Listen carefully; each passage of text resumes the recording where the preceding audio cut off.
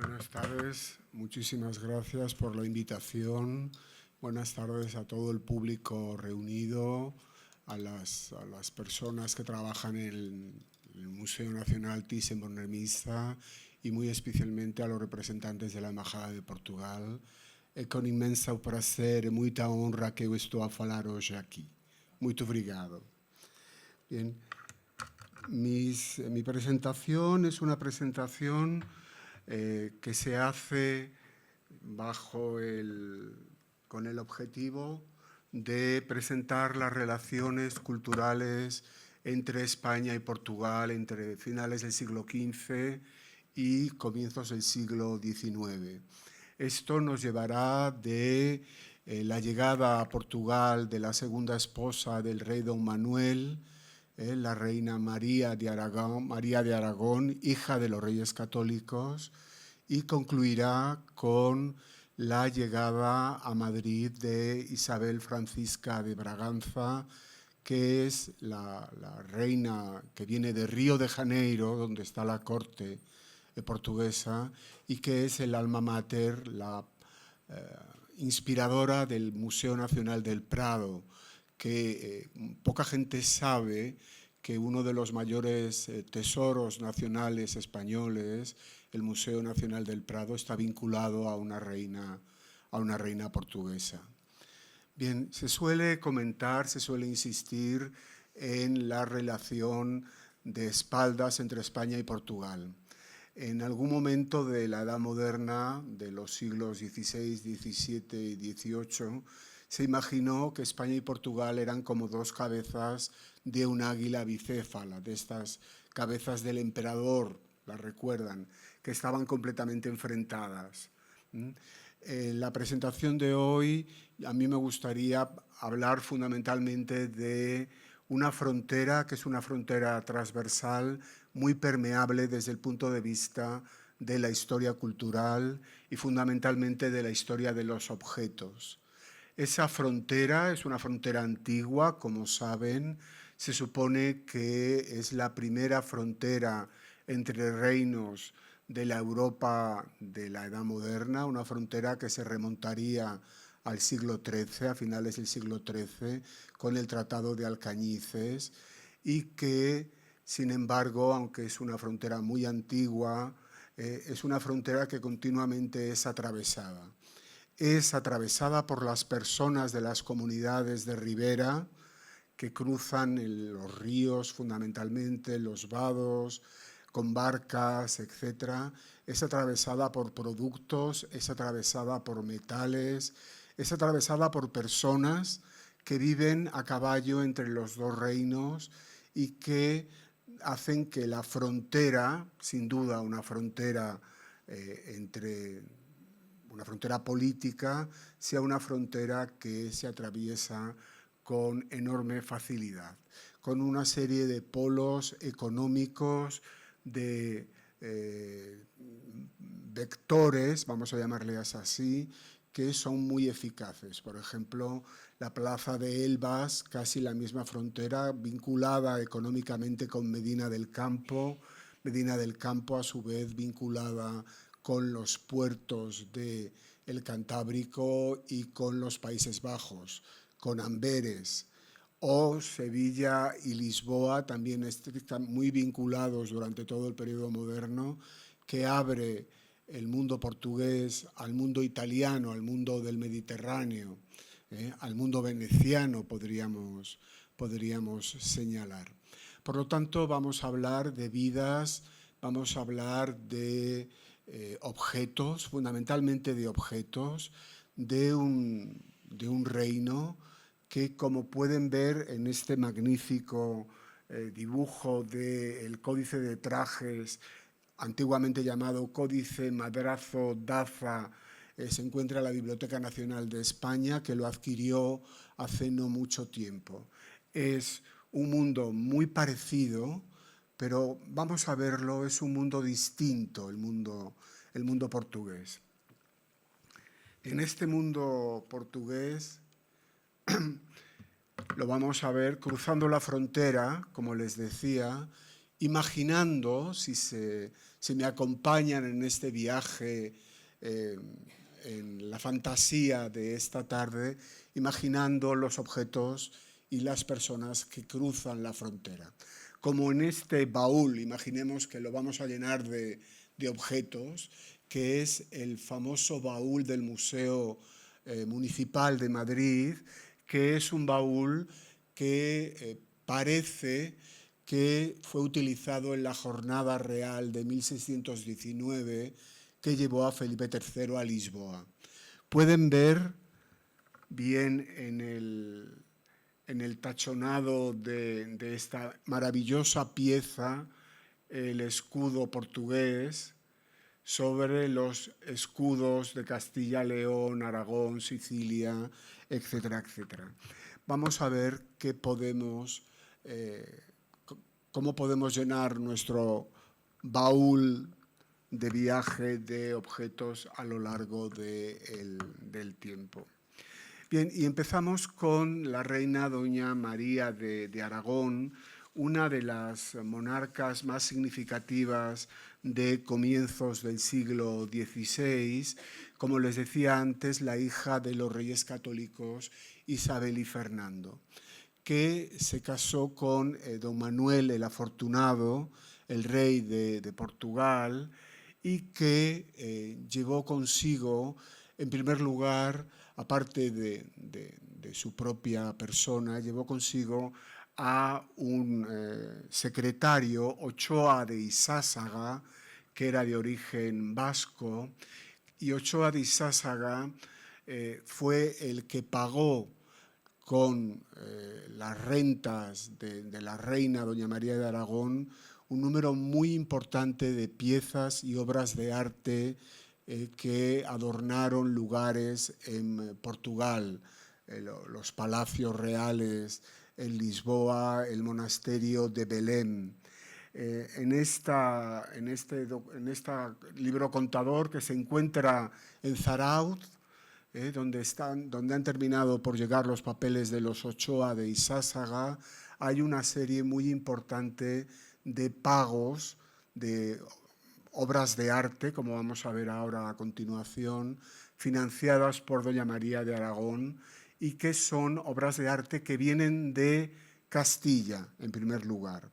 Tenemos, por ejemplo, para el año 1501, una serie de obras de retratos encargados a un pintor que ha acompañado a María de Aragón a Portugal, al Nuevo Reino, que se llama León Picardo.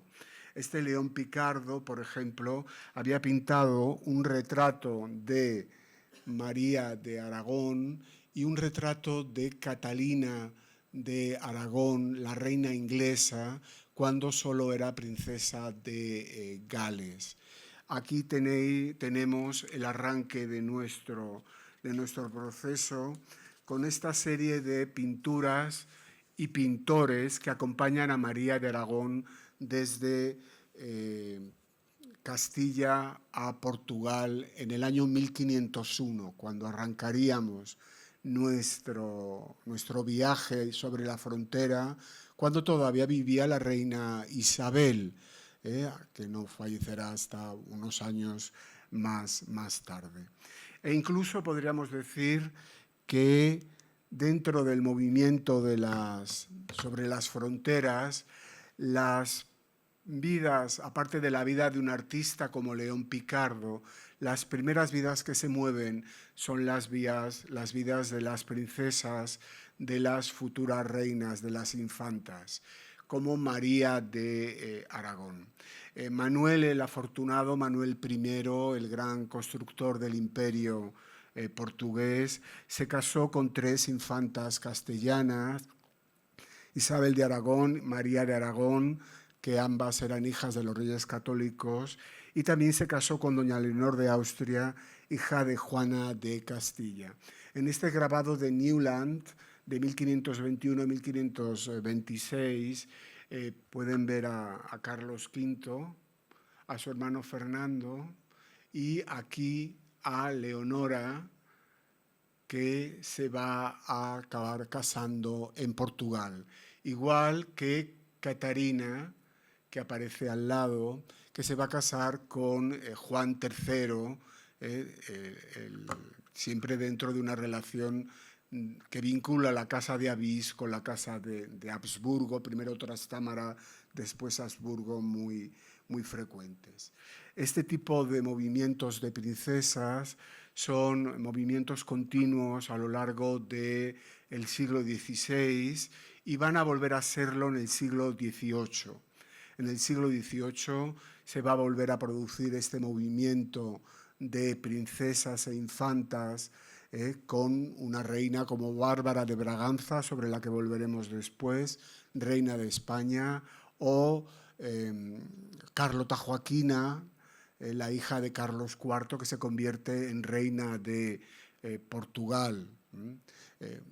Lamento tener que dar tantos datos de matrimonios, pero realmente las cosas eran así. Estas princesas eran casadas prácticamente por razones de lo que hoy llamaríamos razones de Estado.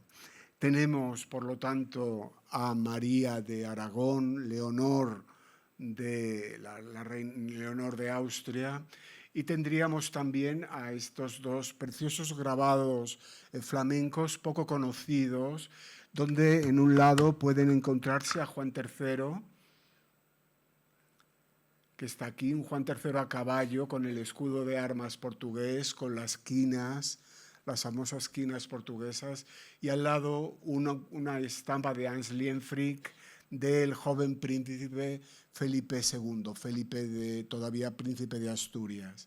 Juan se casa con Catalina de Austria y Felipe se casa con María Manuel de Portugal, en una selva dinástica pues difícilmente digamos explicable, muy inextricable esta selva dinástica. Aquí tienen a don Juan III de Portugal con Catalina en el famoso cuadro del Museo del Prado de Antonio Moro, un cuadro sobre el que luego volveremos. Y tienen también dos personajes que hacen su aparición: Juana de Portugal en su cenotafio en la iglesia de las Descalzas, conocida simplemente como princesa de Portugal, que se casó con un hijo de Catalina y de Juan III, el príncipe don Juan Manuel, y que son los padres de don Sebastián I, el de la batalla de Alcázarquivir, y al lado una imagen de Felipe II que he elegido entre los fondos de la Biblioteca Nacional de Francia, porque realmente es un Felipe II distinto.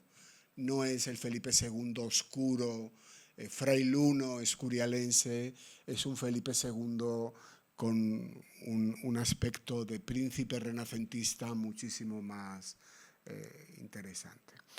Bien, sin duda también Lisboa se convierte en una ciudad para toda la península. Siempre me ha parecido extraordinaria la capacidad de Lisboa para generar los mayores elogios de los castellanos, aragoneses, sicilianos, romanos que visitaban la ciudad. Uno de ellos es Luis de Zapata, que en su miscelánea, un texto de hacia 1570, dijo lo siguiente de Lisboa: la mayor ciudad de España y el más caro lugar del mundo. Lisboa, y la más populosa, la más poblada, la mejor plaza, la mayor de Valladolid, y el Rocío de Lisboa. La mejor calle, el Coso de Zaragoza y el Carrer Ample de Barcelona, y la Rúa Nova de Lisboa y la Corredera de Valladolid. El más hermoso fuerte y de más admirable y hermosa fábrica, el de junto a Palacio en Lisboa, y el mayor hospital, la Misericordia de Lisboa. Las misericordias portuguesas son instituciones de socorro, origen digamos, de buena parte del sistema hospitalario, y son tan célebres que quieren ser imitadas en España. Por ejemplo, en Pontevedra, no muy lejos de Portugal, hay que reconocerlo, se pide permiso para crear una misericordia como las de Portugal. Aquí, como ven, hay algo más. No solo se mueven objetos, también se mueven ideas, conceptos, paradigmas. Y aquí tienen la vista de Lisboa en las famosas Civitatis Orbis Terrarum, la gran colección de plantas de ciudades hecha en la zona de Renania a finales del siglo XVI, con artistas como Efnagel, Hegenberg, Bingaerde, etcétera, etcétera. Esta es la típica visión de Lisboa, la Lisboa con sus 7 colinas, la ciudad edificada por Ulises, fundada por Ulises, con el mar de Tajo, y aquí el gran Terreiro do Paso, donde surgen, donde llegan los barcos que van a India y vuelven de India y del Brasil. Hay una especie de Lisboa centro del mundo, si me permiten la expresión, cuando, por ejemplo, en 1582 se decreta desde Lisboa el cambio del calendario para toda la monarquía de Felipe II, para los territorios portugueses, pero también para los territorios de Flandes, de Italia, de Indias, de Perú, etc. Es lo que algunos han considerado la primera decisión global de la historia, tomada en Lisboa en septiembre de 1582 para ser ejecutada poco a poco. Ya saben en qué consiste la cuenta del día. Se quitan 10 días al año, de forma que Teresa de Jesús murió el 4 de octubre y fue enterrada al día siguiente, el 15 de octubre. Este cambio de la cuenta del día es una decisión verdaderamente global que se toma en Lisboa. Me gusta pensar que Lisboa es una suerte de Nueva York de los siglos XVI y XVII. En el fondo la idea no es mía, la idea es esta que tienen aquí, esta pequeña trampa en la que la plancha de Lisboa, la ven, es perfectamente reconocible con la C, la subida al castillo de San Jorge, todo esto es igual, pero aquí es, en 1672, la plancha es cambiada las leyendas y convertida en una imagen de Nuevo Ámsterdam, es decir, Nueva York. Los primeros pobladores europeos son holandeses, como saben, donde, por ejemplo, la C se convierte en el Palacio del Gobernador, cosas por el estilo, y Lisboa como Nueva York es una idea muy, digamos, interesante, ¿no? Simplemente, como son planchas calcográficas, lo único que hay que hacer es tomar un poco de ácido, borrar Lisboa y poner encima Nueva Ámsterdam. Es un sistema muy, muy sencillo. Así es que aquí está esta Lisboa mundializada, convertida por el ingenio de un impresor en una nueva Ámsterdam. Esta Lisboa que provoca una sensación extraordinaria. Incluso los viajeros por Lisboa, que han hecho una especie de tour, nos han contado a finales del siglo XVI cuál era el mejor lugar para ver Lisboa, y yo se lo recomiendo. Lo que dicen es que hay que ver Lisboa desde Almada, desde la otra parte del río.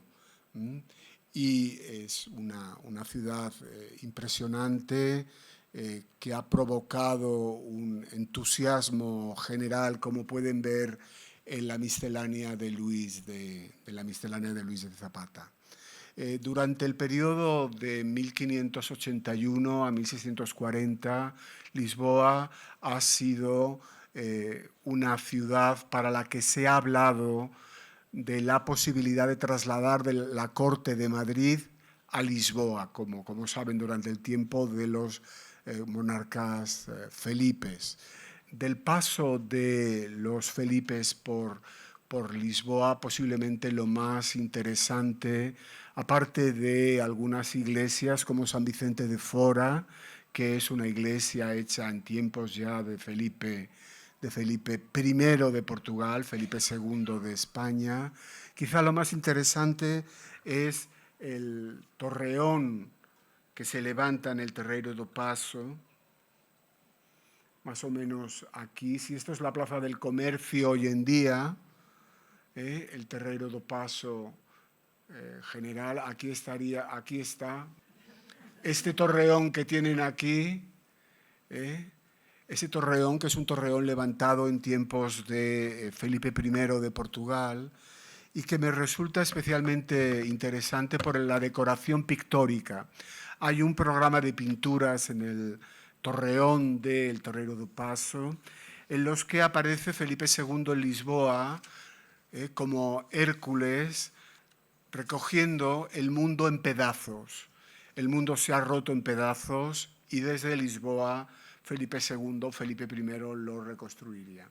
Esta es una escena de un cuadro maravilloso que se encuentra en un palacio en Alemania, en Hessen, el Palacio de Weilburg, donde en unas dimensiones muy grandes se representa la entrada de Felipe III en Lisboa. Felipe III le gustó tanto los arcos de entrada, etcétera, que los volvió a visitar de incógnito. Es un lugar verdaderamente espectacular este momento lisboeta. Bien, junto a los castellanos en Lisboa, de los que acabamos de hablar, también habría que hablar de los lisboetas o de los portugueses en general en Madrid. Y yo llamo la atención sobre esta maravillosa iglesia, San Antonio de los Alemanes, que posiblemente conocen, la iglesia de la Hermandad del Refugio, que hasta 1668 fue la iglesia de Santo Antonio dos Portugueses da Corte. Es un triunfo de Santo Antonio, que es un santo portugués. Lo siento por Padua, San Antonio es de Lisboa. Y las pinturas de Francisco Rizzi en esta bóveda que hacen posiblemente de San Antonio de los portugueses la iglesia barroca más hermosa de Madrid, realmente impresionante. Ahora se puede visitar San Antonio de los Alemanes y al mismo tiempo se visita el convento de San Plácido. Así es que no se lo pierdan, el convento para el que Velázquez pintó su famoso Cristo del Museo del Prado. Bien, continuamos un minuto por las pinturas, que son espléndidas como ven, y los santos, que son santos portugueses, Gonzalo de Amarante, Iria de Santarém, etc. Y con mucho gusto presento ante ustedes esta reconstrucción de un proyecto de otra bóveda para Santo Antonio dos Portugueses, un proyecto de Dionisio Mantuano que se encuentra en el Museo del Prado y que, a mi entender, guarda relación directa con Santo Antonio dos Portugueses. Y posiblemente lo primero de lo que hay que hablar es de la iconografía, este Cristo en la cruz que desciende llevado por los ángeles y que tiene que ver con uno de los mitos fundacionales de Portugal, la batalla de Ourique, la visión de Afonso Enríquez de la victoria, que va a conseguir la victoria gracias al apoyo del propio Cristo, de forma que las monedas de Cristo, con las que fue vendido a Judas, aparecen en el escudo de Portugal, son las quinas. Pues hubo un proyecto para Santo Antonio dos Portugueses, el proyecto de Dionisio Mantuano, en el que el tema elegido fue precisamente el tema de Ourique, porque era perfectamente posible para el siglo XVII ser un portugués leal a Portugal y leal también a los soberanos de la casa de Austria, a los Felipes de Portugal. Bien, aparte de las personas, de los proyectos, entre España y Portugal a lo largo de la Edad Moderna se ha movido un número impresionante de objetos, en primer lugar litúrgicos, y especialmente relicarios. Por ejemplo, en el Museo Nacional de Arte Antiguo de Lisboa se encuentra la capilla del antiguo convento de las Albertas, que es un convento que en 1585 recibió nada menos que una serie de reliquias de Teresa de Jesús, que había fallecido apenas unos años antes, en el 82. Jerónimo Gracián de la Madre de Dios llevó estas reliquias a Lisboa en 1585. Igualmente llegaron a Lisboa reliquias llevadas por el embajador de España en Portugal, Juan de Borja, como esta magnífica pieza que tienen aquí, que está en la Misericordia de Lisboa, en el Museo de San Roque. Juan de Borja, después de ocupar la embajada en Lisboa, ocupó la embajada en Praga y coleccionó reliquias que mayoritariamente venían de las tierras protestantes, como por ejemplo esta virgen, este relicario mariano que viene de Regensburg, de Ratisbona, y que trajo consigo don Juan de Borja y que terminó llevando a Lisboa, a los jesuitas de Lisboa, a San Roque de Lisboa. En segundo lugar, tienen una pieza extraordinaria, la caja de los 26 santos de Amberes, de la que sabemos poco, pero que parece que conserva las últimas reliquias del propio palacio de la Ribeira das Naus, el palacio de Lisboa. Aquí hay, por ejemplo, reliquias entregadas a lo largo del siglo XVI por potentados de toda Europa, desde el Papa al Dux de Venecia, al vicemocénigo, que entregó una serie de reliquias al rey don Sebastián. Las reliquias estaban en el Sacellum, en el tesoro sagrado de la Capilla Real de Lisboa, y fueron llevadas al norte por Antonio Prior do Crato. Al final han acabado en Amberes, en esta caja relicario que es ya una creación del siglo XIX. Y luego tienen la célebre cruz de Tomar, la cruz creada por Felipe II en 1581 con motivo de su entronización como nuevo rey de Portugal en las Cortes de ese año. Hay, por lo tanto, un movimiento de piezas, de reliquias, de relicarios y de piezas litúrgicas.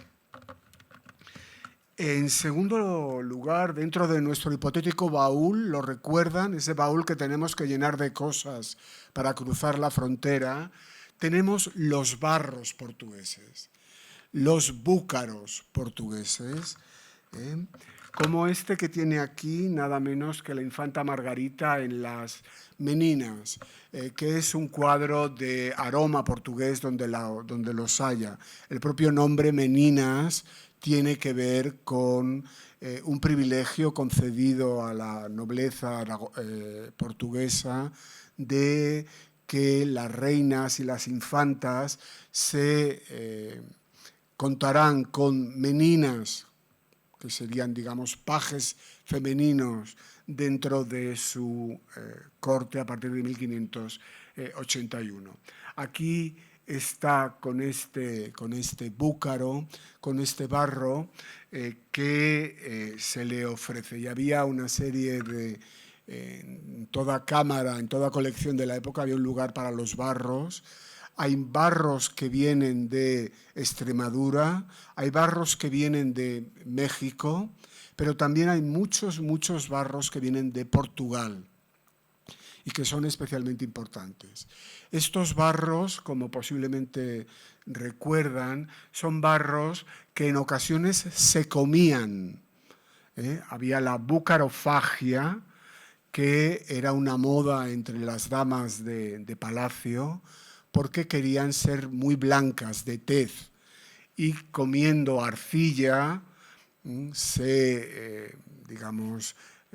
terminaba con la flora intestinal, por decirlo de la manera más discreta, y se volvían pálidas. Son como las jóvenes vinagre del siglo XIX. No crean que Quevedo, que era muy malicioso, tiene un verso donde dice que las damas toman chocolate en una jícara de barro y cuando terminan de tomarle todo chocolate se comen la jícara. No lo hacían así, eran pequeños pedazos de barro, se conocían con el nombre de pellas, que todavía es una palabra para la pella de barro, y se calentaban y se comían una vez calientes. Balbina Martínez Cabiró, una persona que era la mayor conocedora de los conventos de Toledo, localizó en un convento de Toledo una figura del Niño Jesús con un collar de pellas de barro del que se comían las damas de la época. Bien, junto a los barros de Portugal vienen y van libros. Libros más allá de los cambios políticos. Por ejemplo, al fondo se encuentra la edición de las obras de Luis de Góngora de 1646, es decir, después de la separación de Portugal, después de la Revolución portuguesa, publicada en Lisboa por Paulo Kruijsbeek, que son unos impresores portugueses de origen flamenco que han creado un verdadero imperio tipográfico en Lisboa. Tienen un tipo tan pequeño pero tan claro de letra, la letra diamantina, el diamante de los Kruijsbeek, que todos los poetas quieren publicar sus obras en Lisboa, porque es donde se hace la impresión más clara. Kruijsbeek los había importado y diseñado con motivo de una edición de Camões, y Garcilaso, Paravicino, etcétera, han sido publicados en Lisboa, incluso después de la separación de Portugal, en español, en la casa de Kruijsbeek. Pero no solo ha habido libros impresos en español en Portugal.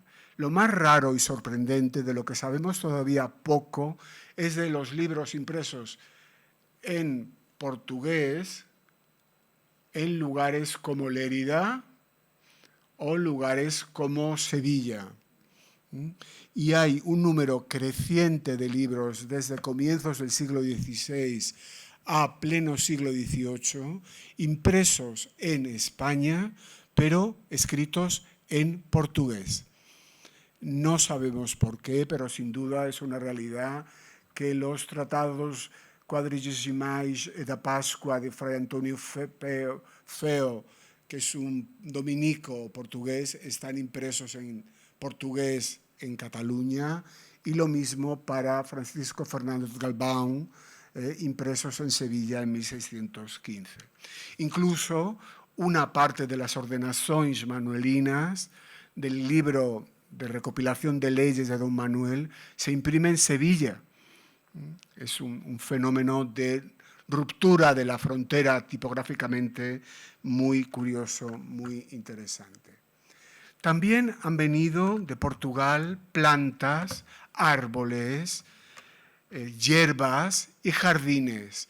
Por ejemplo, este es el jardín de la quinta de don Fernando de Silva en Belém, que se encuentra hoy en la Biblioteca Nacional, en el álbum de Casale, y que da toda una serie de indicaciones de cómo hacer un jardín a la portuguesa. Una tapada que tienen una enorme fama y se convierten en modelos para el, digamos, para el mundo español. Bien, en segundo lugar pasamos ahora a un espacio distinto. Tanto Lisboa como Sevilla, Lisboa como Madrid han sido metrópolis de imperios muy, muy grandes. Estos imperios son las Indias de Portugal y las Indias de Castilla, como saben. En el tratado de Códice de Trajes que les señalaba antes, hay estas imágenes que tendrían que ver con imágenes de las Indias de Castilla. Parecen poblaciones incaicas, poblaciones de los Andes. Aunque hay una cosa curiosa en este rótulo de esta población claramente andina, dice algo así como que se visten con hojas, con plumas de ave, porque realmente a lo que se refieren es a Brasil. Hay una confusión entre Indias en este dibujo extraordinario donde pueden ver como si fueran indios de la India a realmente figuras que vienen, imágenes que vienen del mundo amazónico, del mundo de los tupí, guaraníes, del mundo brasileño. Y esta confusión de Indias se ha repetido una y otra vez. En los inventarios, por ejemplo, aparecen referencias continuamente a las Indias y nunca sabemos si son las Indias de Portugal o las Indias de Castilla. En cualquier caso, tiene que ver con lo que hoy llamaríamos lo exótico, que tendría que ver con una serie de productos extraordinarios. Aquí tienen, por ejemplo, productos que vienen de las Indias de Portugal, como los habanos, es decir, los primitivos abanicos. Abanico viene de habano. En este cuadro de Antonio Moro, y no he podido no llevar este romance de Góngora. En verano, habanos, aire de la China, porque eran los más elegantes los productos que venían a través de Portugal desde la China. O han venido también animales, como este retrato de Catalina Micaela de Austria, que algunos atribuyen a Sofonis van Guíxola, y que retrata a la hija de Felipe II con un pequeño mono, un capuchino o un tití. Es un cuadro delicioso. O una obra mucho más conocida, el retrato de Isabel Clara Eugenia de Magdalena Ruiz, de hacia 1585 del Museo del Prado, donde, si se fijan en Magdalena la truancilla, la mujer peor hablada de palacio, capaz de las burlas más absolutas, que aparece con estos rosarios de calambuco, que son semillas que también vienen de Portugal y de las Indias, y estos monos, que parece que son monos aulladores, que también podrían ser monos brasileños.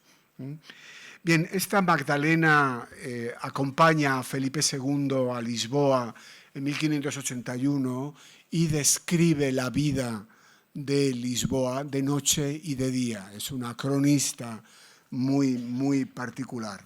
Y una de las cosas que hace Magdalena Ruiz es quedarse por la noche viendo cómo cantan y bailan las personas esclavizadas, los negros de Lisboa.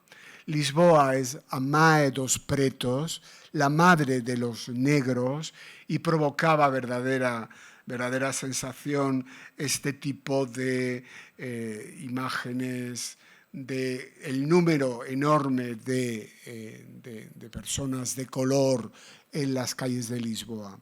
Magdalena se asoma a las ventanas del palacio en el que vive y ve cómo los negros por la noche, negros y negras, van al chafariz del rey, una gran fuente en Lisboa, a buscar agua, se queda sin dormir y al día siguiente se lo cuenta a Felipe II y Felipe II se ríe y se preocupa por Magdalena, en esta imagen de Lisboa que está en la colección Berardo. Otra de las cosas con la que llenaremos nuestro baúl son productos de marfil. Por ejemplo, este olifante del Museo Nacional de Artes Decorativas, que es una pieza extraordinaria de marfil que proviene, al parecer, de los talleres de Sierra Leona y que parece que desde un principio han sido pensados para un público europeo.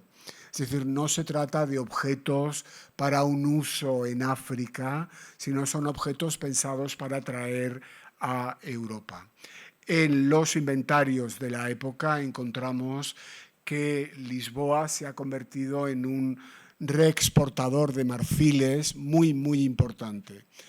Por ejemplo, en la almoneda de la primera esposa de Felipe II, María Manuela de Portugal, aparece descrito un magnífico cofre de marfil que ha venido de Lisboa, ha venido de Portugal, ha llegado a Valladolid con el ajuar de la princesa. O Lisboa se ha convertido en un lugar para una cosa verdaderamente sorprendente. Por ejemplo, es el lugar en el que se compran las palmatorias de marfil.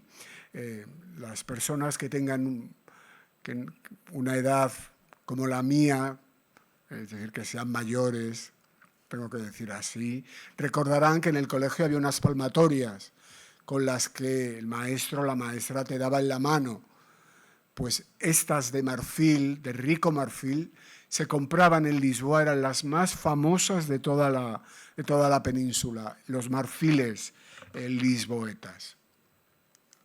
También vienen productos japoneses, como estos productos Nanban, también del Museo Nacional de Artes Decorativas, que tiene una excelente colección de productos orientales, con el Jesús Hombre Salvador, productos como este cofre, este arca Nanban, o telas de colchas bordadas indoportuguesas, como esta que tienen a la derecha de ustedes, o muebles como esta silla de brazos de la India de hace 1680, que también está en el Museo Nacional de Artes Decorativas. Todos estos productos han roto las fronteras, todos estos objetos culturales han roto las fronteras.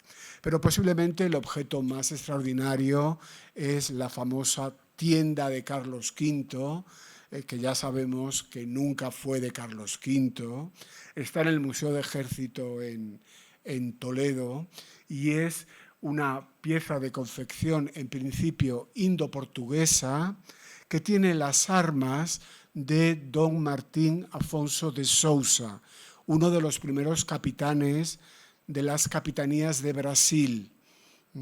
Es una pieza extraordinaria con estas armas que claramente son de la casa de Sousa. Es muy complicado datar la pieza, pero sin duda es una pieza que tiene que ver con el mundo asiático portugués. Otra de las cosas que vienen de Portugal continuamente desde comienzos del siglo XVI son los cartógrafos y los atlas, la cartografía. Aquí tienen, por ejemplo, del Atlas de las costas portuguesas de América y África, estas illas de Canaria, las islas de Canaria, donde no se ha olvidado ni siquiera colocar Ilha dos Salvagens, la isla de los salvajes, que está en un precioso álbum en la Biblioteca Nacional. Y la cartografía de cartógrafos portugueses ha sido especialmente importante en la historia cartográfica hispana.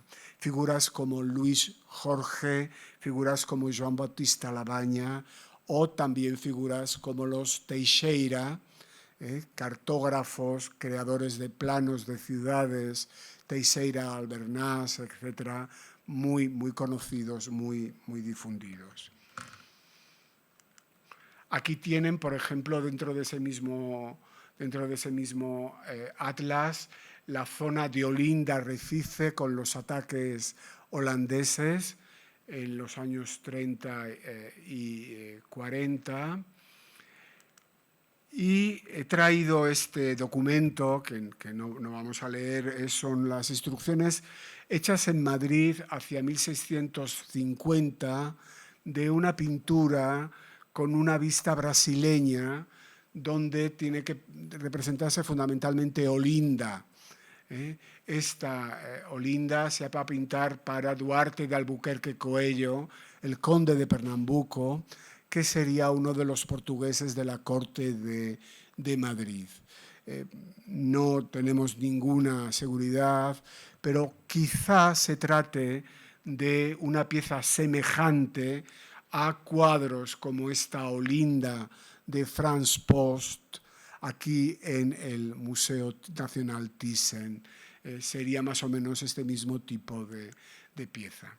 Y para concluir esta parte, antes de dar el salto al 18, he traído una de mis piezas favoritas, este altar portátil Namban. Las puertas son Namban y en el centro hay una pintura de un retrato de, parece factura novohispana mexicana.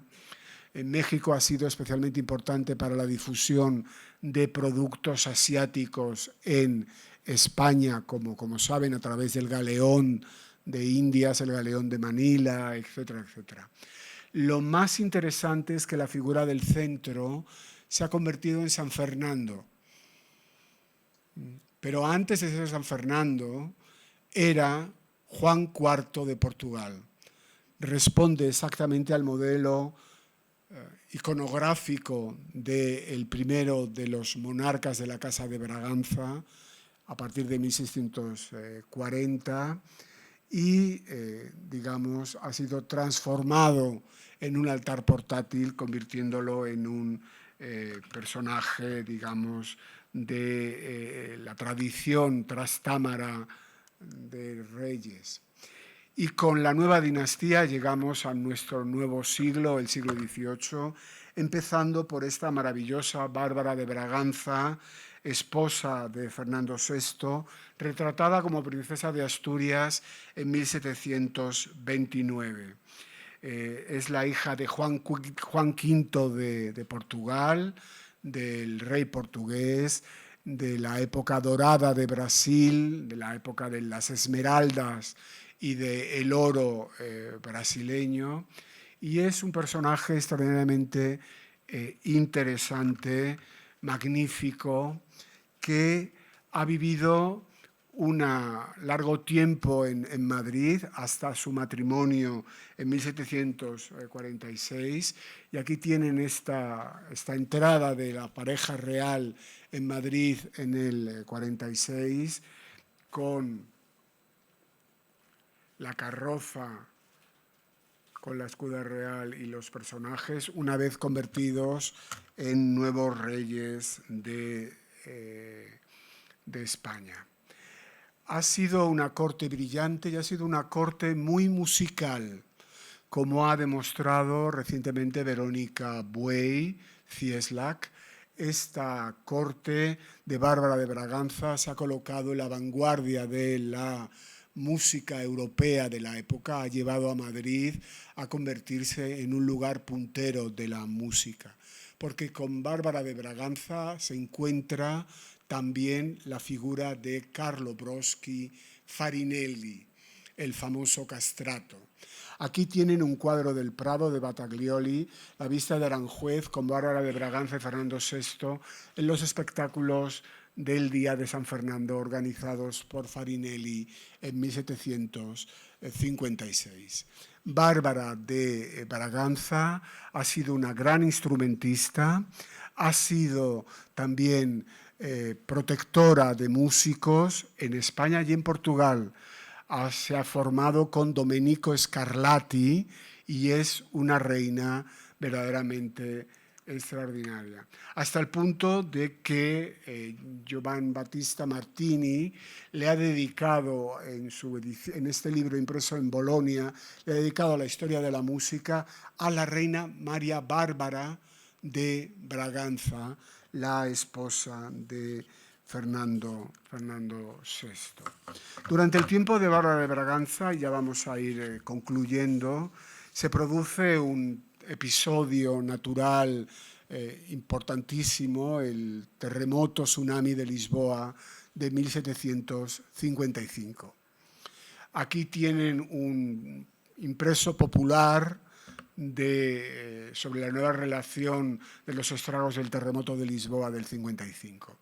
Aparte de evocar la importancia del terremoto de Lisboa, lo que me resulta más interesante es que Bárbara de Braganza, el 1 de noviembre del 55, que es el día del terremoto, estipula un voto. Es decir, cada 1 de noviembre se debe pronunciar un sermón sobre la acción de dar gracias del Te Deum, porque la familia real en Lisboa y en Madrid se han visto libres de los efectos del terremoto. Este sermón del terremoto se estuvo pronunciando hasta los tiempos de Alfonso XII y ocupa un lugar extraordinario en la historia cultural y política de España, porque en 1861 fue pronunciado el sermón del terremoto por don Fernando de Castro, que era sacerdote y capellán de la reina Isabel II y que es uno de los fundadores del movimiento krausista en España, en los orígenes de la institución libre de enseñanza. El terremoto de Lisboa tiene una característica y es que se va actualizando. Es decir, primero es la naturaleza, pero en el siglo XIX se habla incluso de los peligros del tren, de la locomotora, el progreso, la modernidad. En el sermón del 61, Fernando de Castro, por entonces todavía sacerdote y capellán real, habla de que las élites españolas no se pueden olvidar de las condiciones sociales de la gente y que están obligados moralmente a ayudarlos. El sermón fue conocido como el sermón de las barricadas y evidentemente le valió el puesto de capellán a don Fernando de Castro. A lo largo del 18 siguen llegando productos a través de Portugal y cosas, digamos, que tienen que ver con la naturaleza. Ya no tanto de Asia como fundamentalmente de América. Por ejemplo, la reina doña María I, que tiene un reinado muy largo y muy complicado, envía a Carlos III una copia del retrato de Pío, que es un afrodescendiente brasileño que tiene esta enfermedad vitíligo, me parece recordar que se llama, que ha cambiado su piel. Siguen llegando productos, digamos, y pinturas que tienen que ver con el mundo americano. Productos que llegan al Museo de Ciencias Naturales hoy en día, y está depositado en el Museo Nacional de Antropología. O llega también este maravilloso tapir amazónico que se convierte en una de las piezas de un lugar al que yo iba de niño, no sé si iban ustedes, que era la Casa de Fieras. La Casa de Fieras del Buen Retiro, la Casa de Fieras del Retiro, donde había algunos de estos ejemplares del danta o tapir amazónico, que son tan interesantes.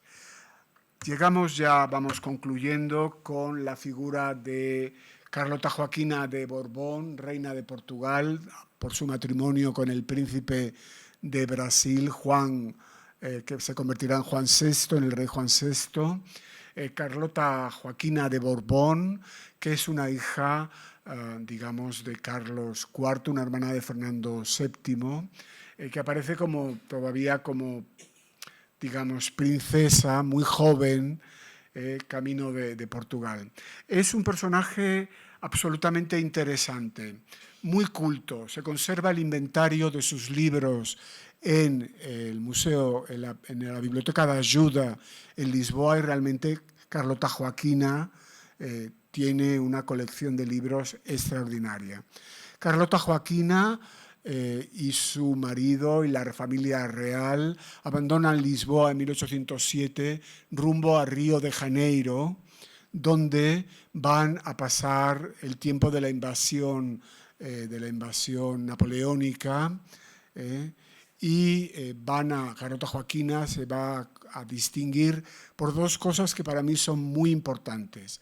La primera es que lleva la imprenta a Brasil, lleva la imprenta a Río de Janeiro, una cuestión importante.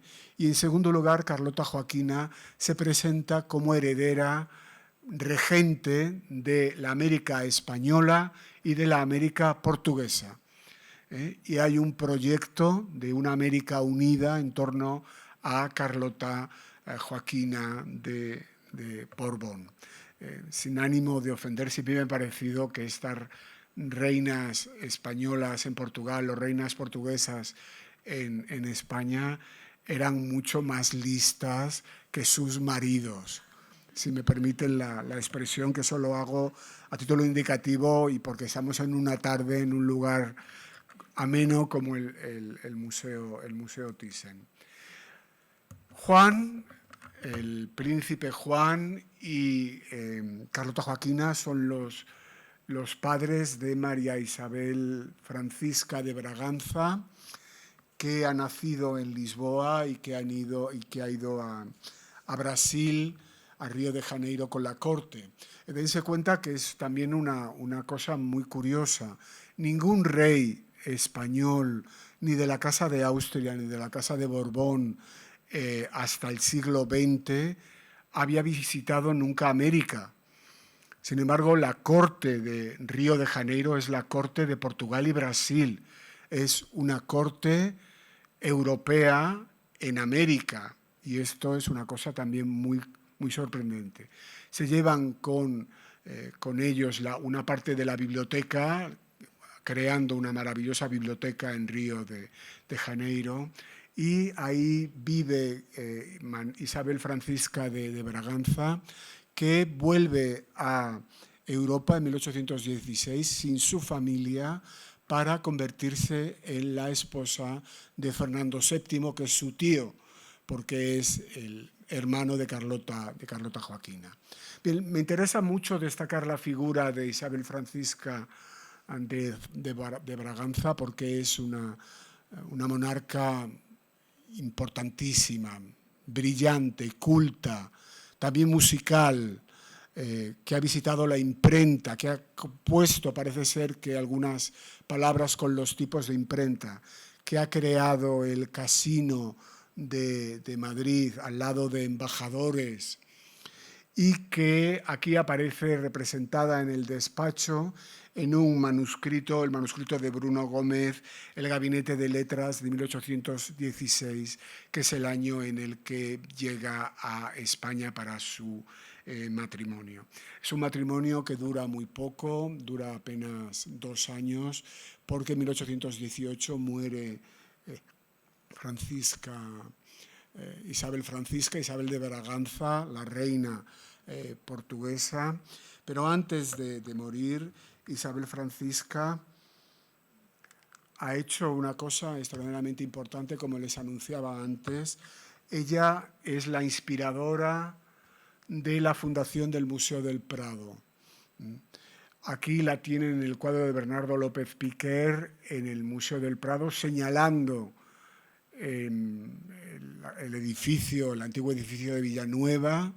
En el Museo del Prado igualmente encontrarán una preciosa escultura en uno de los accesos de la reina portuguesa, fundadora o inspiradora de la apertura al público de la galería del Museo de Pinturas,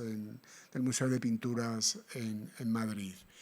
Muere en unas circunstancias bastante tristes, con unas polémicas sobre quién ha provocado la muerte de la reina que nos llevarían demasiado lejos, pero creo que es posiblemente una buena escena para concluir esta presentación. Una presentación en la que me hubiera gustado trasladarles a ustedes que las relaciones culturales entre España y Portugal, entre María de Aragón y esos retratos encargados en Portugal a un pintor venido de Castilla, León Picardo, y la fundación del Museo del Prado, con todo este trasiego de plantas, animales, aves, dibujos, libros, piezas de marfil, objetos litúrgicos, reliquias o las propias vidas de la gente han hecho que la frontera política fuera una frontera abierta para la cultura. Muchísimas gracias.